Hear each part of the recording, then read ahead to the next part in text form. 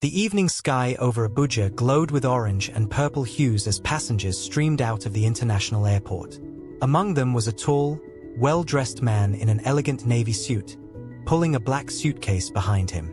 His name was Afor Okeke. For 7 long years, Afor had lived abroad. He had left Nigeria as a struggling young man with nothing but dreams, determination, and the unwavering love of one woman. Now, he was returning as a billionaire. Yet despite his wealth, success, and fame in the technology world, one thing had remained missing from his life.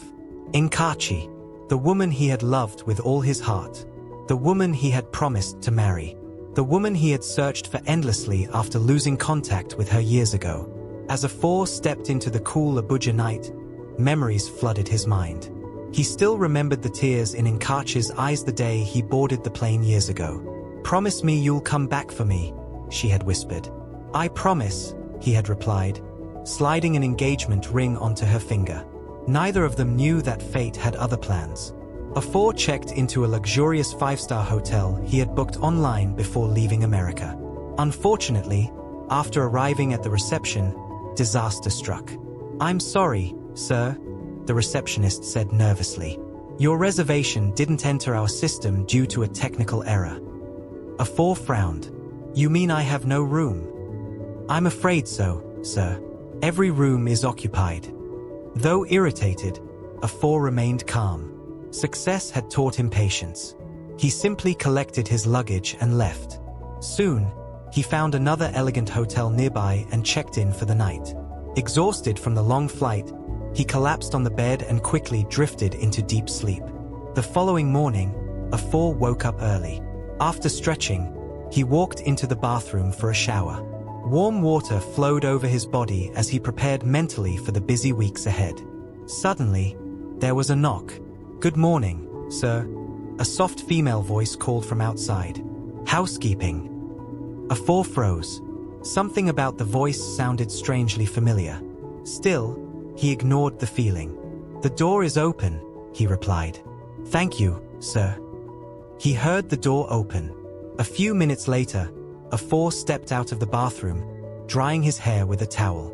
Then he looked up. A woman was making the bed. Her back was turned. Afor stopped breathing. His heart began pounding violently. There was something about her. The shape of her face. Her posture. Even the way she folded the sheets.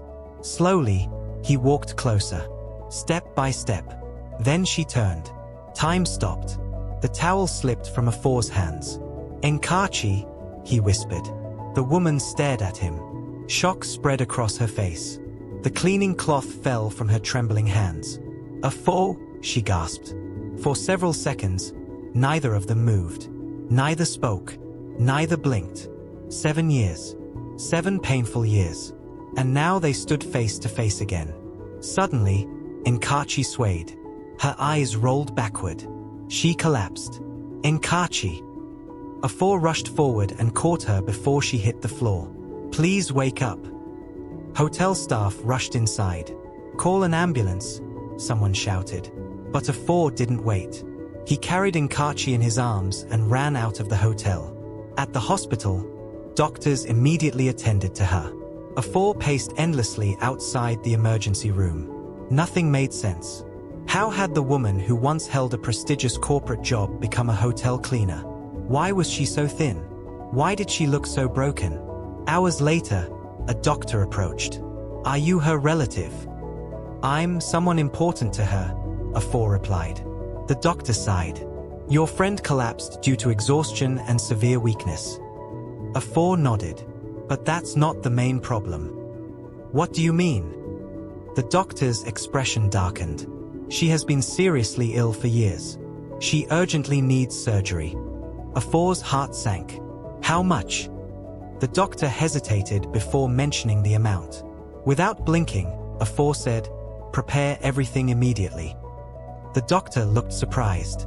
"Immediately?" "Yes. Sir, this surgery is expensive." Afor calmly removed a black card from his wallet. "Money will never be a problem." Later that evening, Afor finally entered Nkachi's hospital room. She looked fragile, weak, Nothing like the vibrant woman he once knew. Slowly, her eyes opened. When she saw him sitting beside her, tears immediately rolled down her cheeks. "You really came back," she whispered. Afor gently held her hand. "I never stopped trying." They stared at each other silently. Years of pain, years of unanswered questions, years of longing, all filled the room. Finally, Afor asked softly, "What happened to you?" Nkachi looked away. "It's a long story. I have time." She smiled sadly. "After you left for America, everything was wonderful at first. We spoke every day." Afor nodded. "I remember. Then suddenly, your number stopped going through." Afor sighed deeply. "I lost my phone on a train." Nkachi's eyes widened. "You lost it?" "Yes. All my contacts disappeared, including yours." Tears filled her eyes. "I thought you abandoned me." Afor shook his head immediately. "Never." He squeezed her hand. "Never." Nkachi continued. "Months after you left, the company where I worked collapsed. We all lost our jobs. The money I had saved was gone because I had already given most of it to you for your travel." Afor lowered his head painfully. "You sacrificed everything for me." She smiled faintly. "You were my future." She continued. "I moved to a cheaper apartment and searched for another job. But no one employed me. Things became difficult. One afternoon, while returning from a failed interview, she collapsed on the road. A stranger rushed her to a hospital. That was where doctors discovered her illness.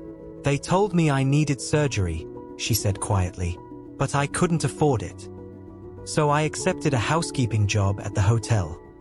Afor couldn't hold back his tears. While he had become wealthy overseas, the woman who made his success possible had suffered alone. He felt broken. "I'm sorry," he whispered. Nkachi shook her head. Life happened. The surgery was successful. For 4 days, Nkachi remained under observation. During those days, Afor never left her side. Unknown to Nkachi, Afor had already purchased a magnificent mansion in one of Abuja's most exclusive neighborhoods. He had also imported a luxury vehicle. Everything was ready. Everything except the woman he loved. Now she was back, and he intended never to lose her again. The day Nkachi was discharged, Afor drove her home. As they entered the luxurious estate, Nkachi stared in disbelief. Massive mansions surrounded them. Expensive cars lined the streets. Soon, they stopped before enormous gates. The gates opened automatically. Nkachi gasped. The mansion before her looked like something from a movie. "Afor," she whispered. "This is your house?" "Our house," he corrected gently. Inside, she was speechless. Marble floors, crystal chandeliers, designer furniture. Everything radiated elegance. She turned toward him. "How?" Afor smiled. "After finishing my master's degree, I got a job.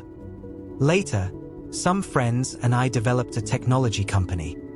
It became successful. Very successful. Eventually, we sold it." Nkachi stared. "How successful?" Afor laughed softly. "Successful enough that I no longer need to work another day in my life."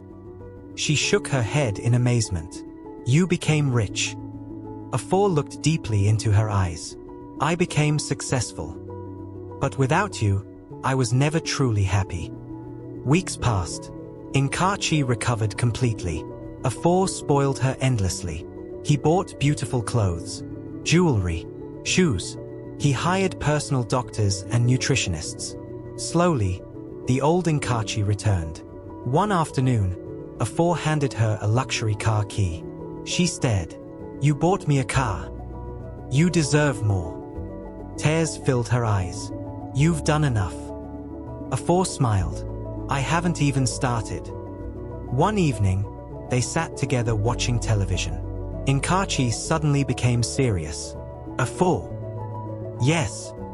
I've been thinking." "About what?" "Your new company." Afor listened carefully. I don't want to depend entirely on your business. I want to build something myself. Afor smiled proudly. That's exactly why I love you. You've always been intelligent. She smiled. Then Afor suddenly pointed toward the kitchen. What is that? Nkachi screamed and turned quickly.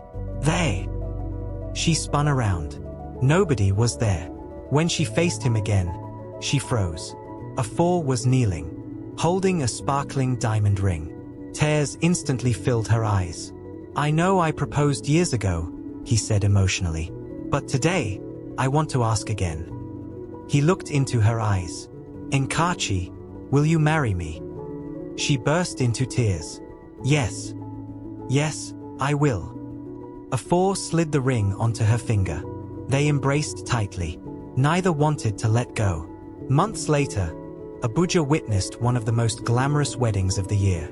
Business leaders, politicians, celebrities, everyone attended. As Nkachi walked down the aisle in her magnificent white gown, tears flowed freely. Years earlier, she had nearly lost hope. She had cleaned hotel rooms while battling illness and loneliness. But destiny had remembered her. Love had remembered her. At the altar, Afor gently held her hands. You saved my life long before I became rich, he whispered.